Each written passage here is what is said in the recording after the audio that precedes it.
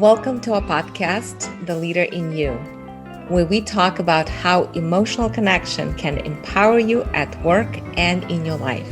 Hi, Lola. Hi, Nadia. So nice to be here with you. Yeah, it's great talking to you. So, as the developer of the emotional connection process, otherwise known as EMC, you have trained and worked with individuals, teams, and organizations to improve dynamics and culture. And I know you've written several books on the topic, including The Emotional Connection, the EMC Strategy, and with your most recent book, The Connected Culture, which is filled with ideas in an artistic way, just demonstrating how safe relationships can lead to positive results. And so I know that the foundation of the EMC process is attachment theory. And so I was thinking maybe a good place to start here would be to share a few words about EMC. Sure. So EMC is actually based on the new science of attachment and adult bonding. And it has been really studied for about 30 years. And now we have a very substantial map on how relationships work. We understand what goes on in people's interactions at work, how they create these emotional bonds with each other. And we understand physiologically what happens to people when they have these relationships at work, how they sort of get into these neural duets with each other. People at work impact each other amazingly. They impact the chemicals that are produced in their body, how fast their heart beats, and what happens in their brains. So they impact each other physiologically and emotionally. So we're starting to understand how important these bonds are to our productivity, to our creativity, to collaboration. And in fact, this need for emotional connection is our most basic longing, the most basic motivator we have. And when we can't find a safe way to connect with each other, what all the science is really saying is that there's a part of our brain that goes into panic. And we start to move into these dance steps, if you will, because if you think of interaction as a dance, emotion is the music of the dance. So we get stuck in this dance steps, a habitual way of responding to these disconnections in a way that moves us more and more away from where we want to be, which is safe and connected, into distance and into disconnection. So we're starting to understand people's basic moves, their basic actions, their basic emotions, how they get stuck in these disconnections, and how they can reconnect in a very systematic and scientific way. And I think personally, this is invaluable for leaders. Like every leader and every team needs to learn this because it gives them something that they have never had up until now, which is a real map into relationships, into team dynamics, a real sense of how things go wrong, and the real sense of what they can do to create the safe and secure bonds with each other. You know, we focused on pieces of this in the past. We focused on teaching people communication skills or conflict resolution skills or negotiation skills, but we never really had a map, a systematic map on how to actively sculpt, nurture safety and trust, which if you really think about it, this is what we all need for us to feel safe and connected at work. You know, Nadia, when people come to us, they don't say, would you please help us to be better friends? Or would you please help us to stop fighting with each other? They say, I don't feel like I'm valued here. I don't feel like I matter. I don't feel like I'm working with my team. I feel like I'm pulling all this weight all by myself. Can you help us to work as a team together? What are they saying? They're saying, I want to be connected with my team. I want to feel safe and secure in my relationships with my team. So where we can trust each other and we can support each other. So EMC is really based on this whole new science of attachment and emotional connection. And it is really based on understanding how important emotion is. This is one of the things that have been so taboo to talk about emotions. But emotions in dynamics can be scary. And it's even scarier when we are on Zoom call, right? Because we don't really take time to talk about emotions or emotional signals. And so the way we communicate can really send the wrong message to each other. And the music becomes all scrambled and people start to misinterpret what's going on, really. So you can't really teach people to put on top of the signals or teach people insight. You have to know how to send clear emotional signals to each other so you can tune into the emotions, understand that you want this safe way to connect with each other, and you want that safe, secure relationship. And I think these are incredibly important things that we really do have a sense on how to do that now. We have some great research that the way we do it really works well with teams and companies. And so I think it's really exciting time for us to be in this place where we have that clear sense on how to help companies and teams to get better at creating these strong and positive relationships. Definitely, Lola. Well said. I couldn't agree more. I know that this is such an invaluable tool, and I'm just so glad to be working with you and hearing about how you can better spread that tool and give access to people who need it. Clearly, we need these things in a workplace setting, and so I'm just glad that you're finally starting to make that change and make a difference in the workplace. And so, would you mind giving a few examples of the grounding and attachment theory and the research that you cite? How it's helped teams to conquer the art of relationships. Like, what are the implications for how EMC works, and what do you do when you work with the teams? Sure. Well, one of the examples is one of the most concrete things that the science tells us is that we are mammals with a mammalian brain. And we have this very basic need to call to our attachment figures and have them respond to us. We have that need for emotional connection. And what all the science is saying is that when we get insecure about that connection or when we lose that connection, our brain goes into this panic. As I said, the amygdala, the emotional part of our brain, goes into panic. And this isn't about how strong you are as a person or how immature you are or mature you are. It's all about the fact that you have this mammalian brain.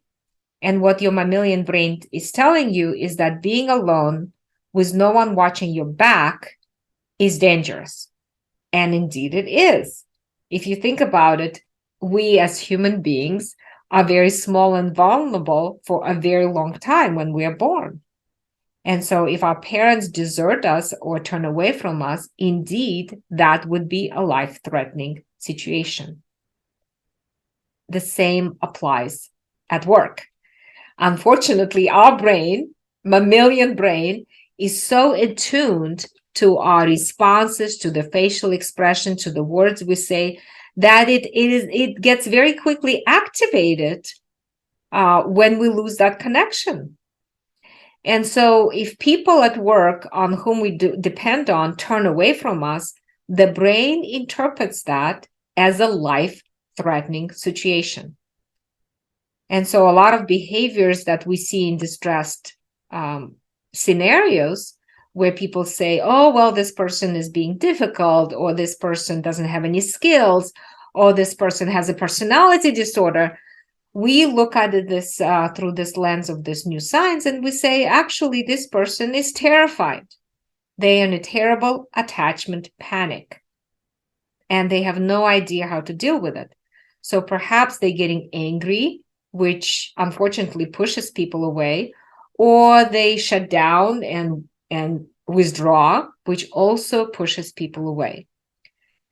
You see, if we can't tune into our emotions and understand that what we need is this connection and send clear emotional signals to each other, coherent signals, so people can really hear you and hear your vulnerability. And, most of us can't really do that because unless we have seen it done in our workplace or we have seen it in our family and we experienced it before, If you can't do that, then chances are you are either going to shut down, because that's what we do. When it gets too scary, we shut down, or we fight, right? We fight, we get angry, and we say things like, so you're not talking to me?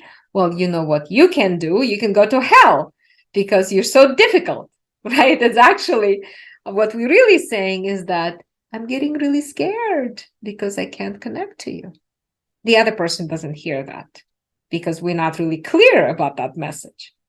So signals get distorted and people miss each other. So attachment theory helps us to understand the power of emotions, how to deal with our emotions, what are our basic needs in a relationship, what are our basic fears, and what are our longings in a relationship, how important it is that we feel connected with each other, and how important it is to have this map. So the EMC provides us the map on how to reconnect when we get disconnected. And I'm really glad you bring up the biological aspect of emotional connection, because clearly there's something fundamental about our need for connection. And I think once we start opening up that conversation to include the biological aspects, how we've evolved as humans to need these things, then we can start to realize that these are not just things to be talked about. Emotions aren't just a desirable thing to be discussed in the workplace. It's something that is necessary. Emotional connection with your peers, with your colleagues, with your bosses is something that we need in order to create that productive environment. And I would just love to know, what have you discovered about the EMC process and this approach that helps people get back in track with their relationships when maybe there's been some conflict? Sure, Nadia. What we have seen in EMC is that when we can get people go into their emotions, create safety for them to talk about their vulnerability, to understand what is that they need to feel safe and connected, and be able to co-regulate emotions enough to send these clear emotional signals to each other, that changes the dynamics in the relationship. It changes the dynamics of the whole team.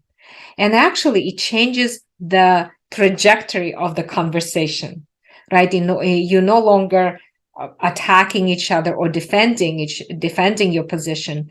You are creating space. You're slowing things down, and you're becoming more emotionally responsive and accessible to each other. And that type of emotional responsiveness and accessibility is exactly what creates a secure relationship.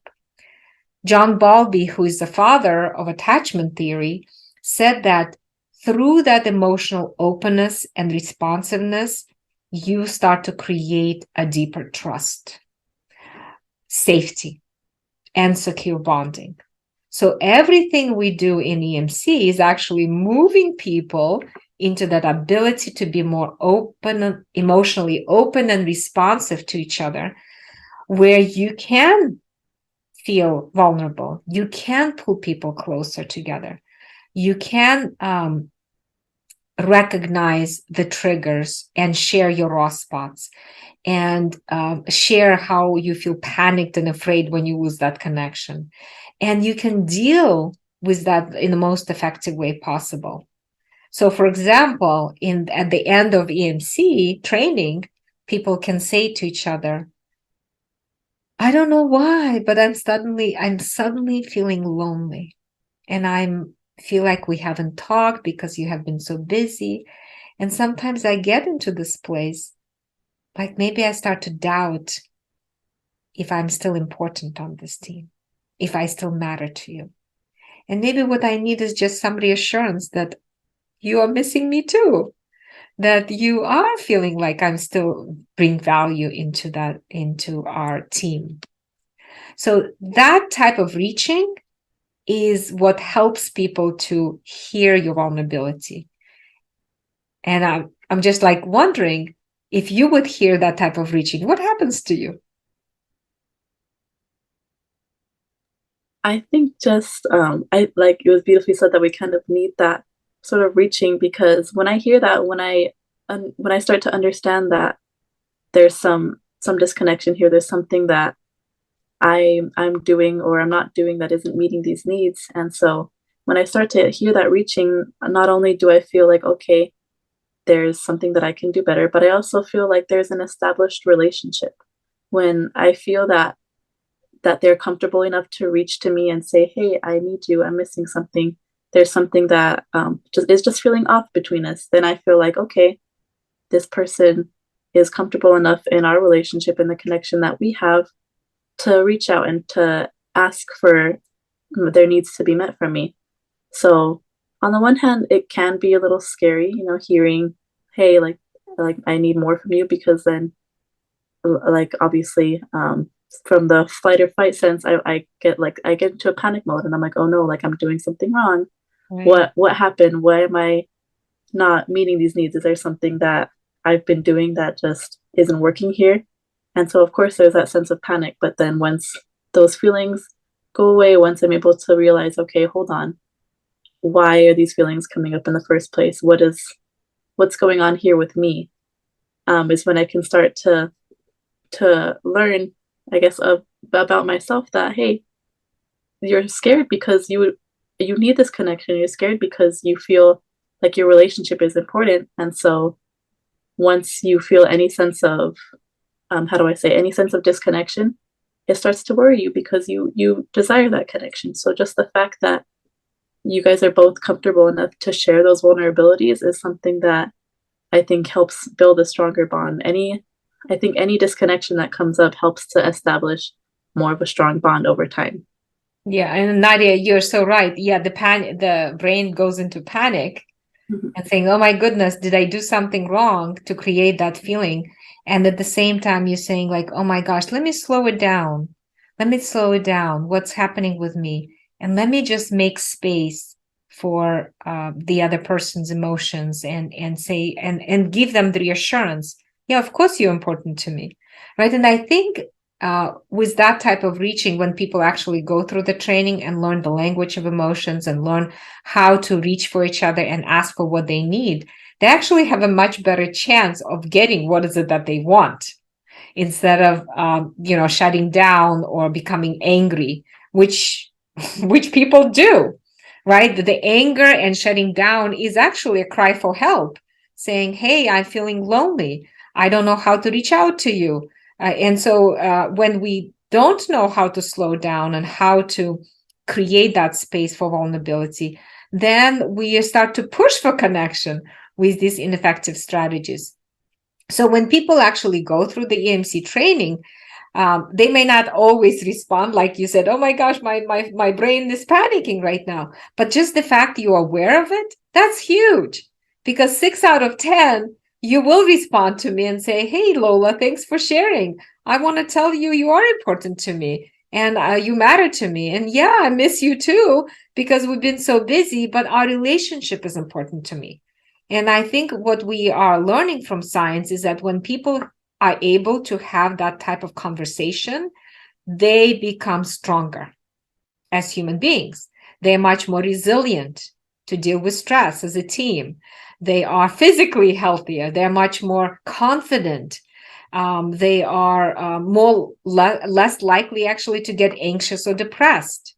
They learn faster in the environment. They're much more focused on the task at hand and are supportive when they need each other. So I think in the overall, when teams and team members and employees and managers learn how to speak that language and how to create these bonding conversations, they become a healthier team. They become healthier human beings because as mammals, we are designed to thrive in a secure bonding environment. It's like fish in the water. You know, relationships for us is water for us. So we're really starting to understand how important these emotional bonds are, and how some of our ideas of being independent and being self-sufficient is what we really need to do. But I think it has been a really big mistake because if you think about self-sufficiency, it's like shutting myself down. It's shutting my emotions down. Yeah, let me just manage my emotions, put them down, shut them down. Don't express them. Don't share with them. But just the fact that you were able to share, oh, I'm getting panicked. Maybe I've done something wrong. Well, let me slow it down. I mean, you saying it explicitly, and I'm excited about it because that is exactly what we want to be able to do. We want to be able to be explicit about what's happening for us. Yes, exactly. That's definitely what we're going for, is just to make sure that these conversations are had explicitly, like these things need to be said. Um, and it's difficult before you go through this process because we don't have that language. You know, these aren't things that are normally in our vocabulary, things that we would normally go about saying. And like you mentioned earlier, the things that first pop into our head are like, okay, well, I'm mad at you, you did something wrong, or just like any sense of blame or judgment or avoiding the problem. There's so many things that happen, like that go on in the front of our mind before we're able to slow down and use this language and be explicit and talk about what's going on, what's really happening underneath all of this.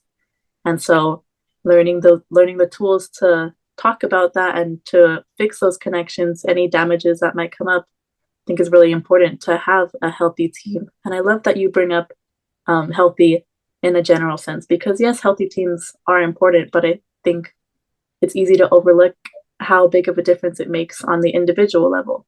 So healthy teams obviously create a more productive environment and just a better place to work. But then as individuals, you know, emotional, mental, physical health is all improved because we feel connected and because these needs are being met. And so we have some sense of the importance of the attachment theory and where we want to get the teams to go. So then what is an EMC trainer or leader doing day to day, moment to moment that defines this approach?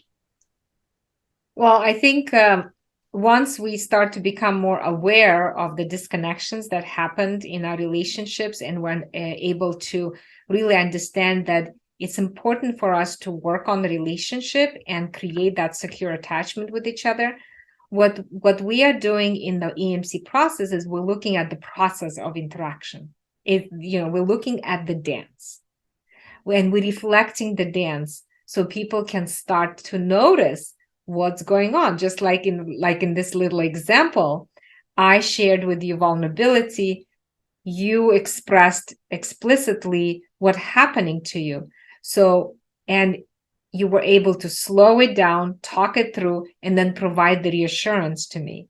So we are helping the team as we're teaching them this process. We're helping them to recognize the steps in the dance, and we are reflecting that dance to them.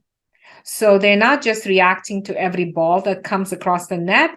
They start to see the pattern again and again, right? You start to understand the game. You start to understand your dance that you get caught in, how perhaps I get anxious and I feel alone, and then I get angry at you. When I get angry at you, you feel blamed and attacked, and then you shut down and you shut me out.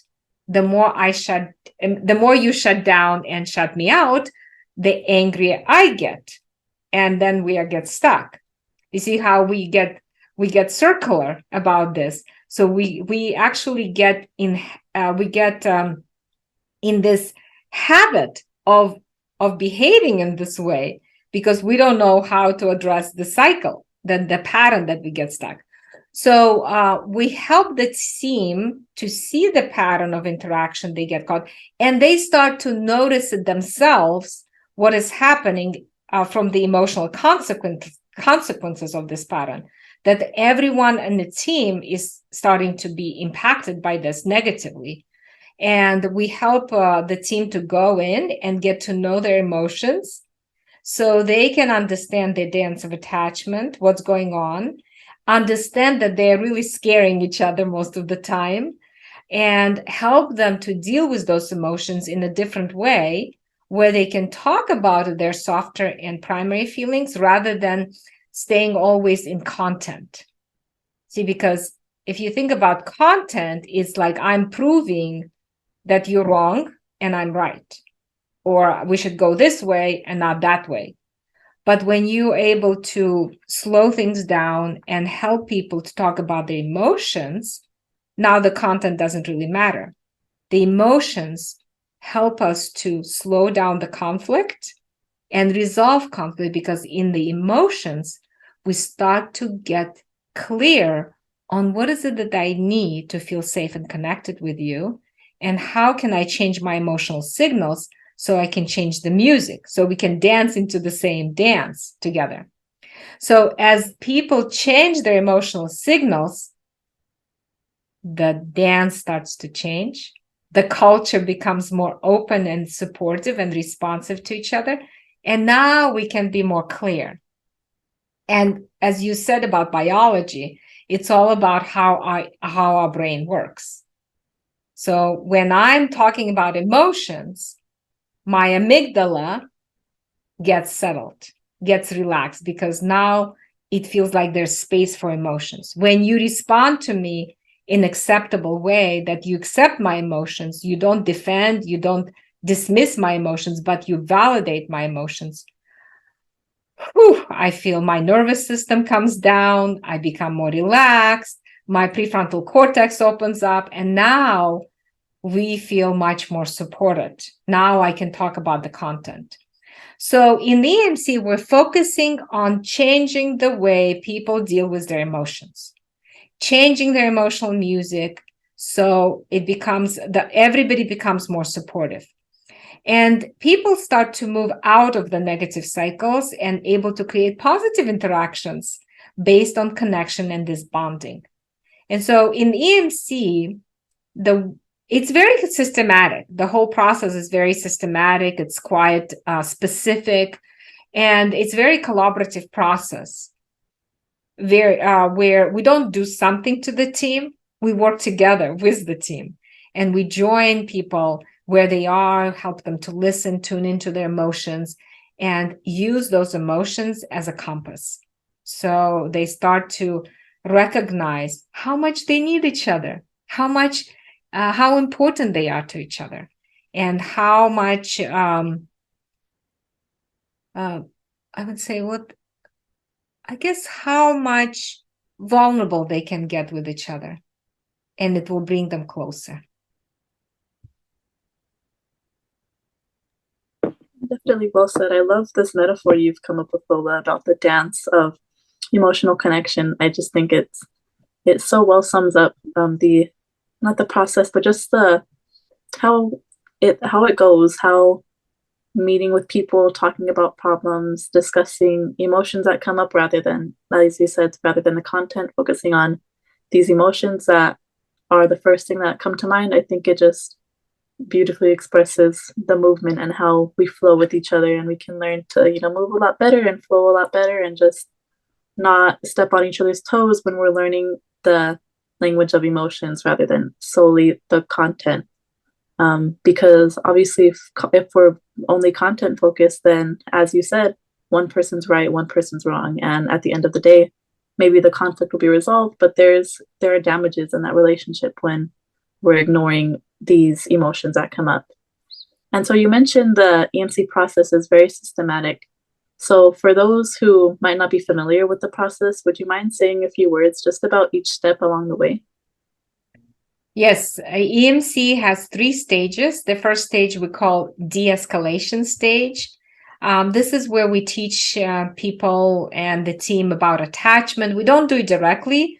We sort of help them to understand how they impact each other, how much they need each other to thrive. And we teach the language of emotions, the responses, the moves. And so they become a lot more in tune with their emotions, and become a lot more in tune how they impact each other, how they trigger each other, and what some of the raw spots. So they start to understand that language. And we are putting everything in attachment framework. So they get it when the disconnections occurs, and how important it is for us to repair that disconnection. We also help them to be more aware of the negative cycle. So everything becomes that we are working together to change the cycle. So it's the negative cycle is the bad guy, not each other. So that is stage one. And by the end of stage one, people have a really good handle on the pattern that they get stuck in. And it's almost they can start helping each other out. So they can call out the cycle and say, uh-oh, we're getting caught in this dreadful pattern again. And is this one of the times where you start to feel really lonely? Because I know I'm getting scared right now. So they are able to say that out loud. They are making it more explicit. And so stage one gives you the basic safety in the relationship where people can put a cap on their disconnection. And it's very empowering because people start to feel relieved that they are not the bad guys. And it's a negative cycle, the negative dance that they're changing, not each other. And stage two, you start to restructure the pattern where people start to contain the negative cycle, and people and the team start to actively create this positive dance where they can move closer together, they can share vulnerability, they have these bonding conversation, and they become accessible, responsive, and engaged. ARE. This is the heart of the matter for stage two, because in an attachment relationship, the most important question of attachment the brain asks is, are you there for me? ARE. Are you accessible to me? Are you responsive to me? Are you engaged with me? Basically, it turns into the questions, will you be there when I need you? Can I rely on you to be there for me? Do you get my pain? Do you get the sense when it's difficult for me? So all of these attachment questions that are asked by our brain is really gives us that sense of security. So if the answer is a resounding yes, then the brain is still calm and relaxed. If the answer is no or maybe, then we are constantly vigilant for threat. We have the disconnection. So people have to feel safe to do that, and that's what we do. We always create safety in the conversation, and we help them to learn how to create safety for each other, to create this bonding conversation. And stage three is an integration stage where we basically say to the team, look how brilliant you are. You have changed your relationship. Look how you have changed your dynamics. Isn't this great? And isn't this amazing? And here's how, keep on doing it. So people can integrate the EMC into their daily interactions within the team, with other teams, with the clients, with customers, with all the stakeholders. And all of these three stages really focusing on helping people to be more aware of their emotions. I can't say enough about emotions, as you can see. They can, instead of shutting down and staying on the surface or numbing out or getting angry, which basically that's what we all do when we get disconnected, we can talk about it. We can slow things down, and we can really say, I feel so desperate and alone. Instead of getting angry, I can say to you now, I feel desperate and alone. And I'm not trying to eviscerate you or make it uncomfortable for you, but I just desperately trying to be heard in this conversation.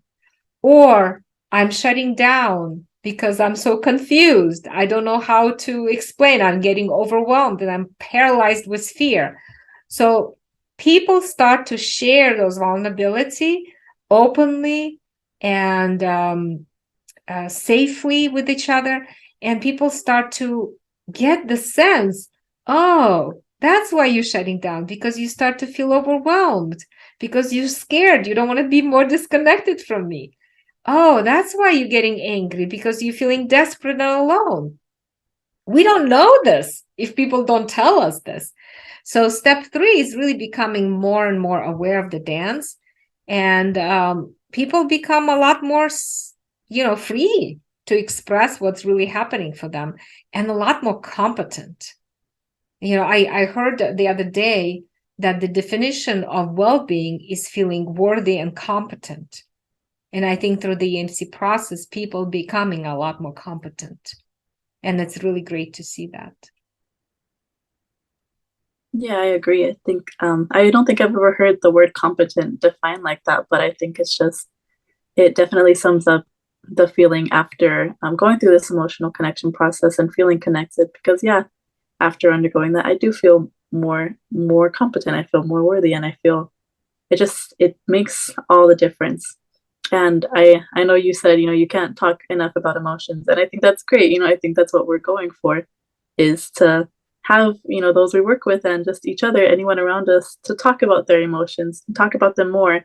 And so it's just so great to hear that you can't get enough of it. I mean, neither can I. Obviously, we're having this conversation because we both agree that emotions are important and they need to be discussed. And I'm just so glad that we are we're comfortable enough, we're competent enough to have those conversations and to be vulnerable in these spaces.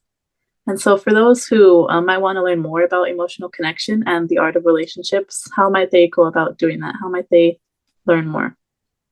Definitely, they can get on our website, emcleaders.com, where there's a lot of information and downloads and resources available. We have a lot of webinars there. They can also take the EMC Masterclass and teach this to everyone in their company. And definitely all the leaders and managers, supervisors need to learn how to work with emotions, how to manage emotions, how to manage and guide the conversations so people can feel reconnected.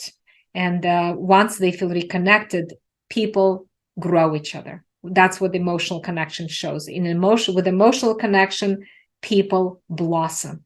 Their relationship gets stronger.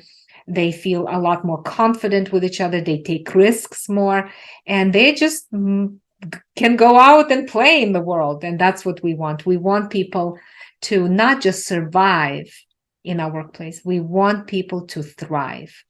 And we have seen that with emotional connection, people do thrive and grow each other. Yes, exactly. Beautifully said. I think it's great to see these people, thriving and growing with each other, growing as teams, growing in their personal lives. Just there's so much there's so much learning going on, and every day, after the emotional connection process, it's not just a one-time thing. You do it and it's over. Day to day, there's so much growth happening, and it's just great to see everyone around me who can use emotional connection, can use the EMC process. It's great to see how much they can continue learning on a day-to-day basis. And so thank you for talking with me, Lola. This was really fun. I always love hearing from you and learning your insights. It's always a pleasure. Thank you, Nadia. It was fun. Thank you. Yeah, and thank you to everyone for listening. It's a joy to share these podcasts with you, and be sure to check out our previous podcasts and subscribe to our next one. And until then, be well, stay connected, and we'll see you soon. See you soon.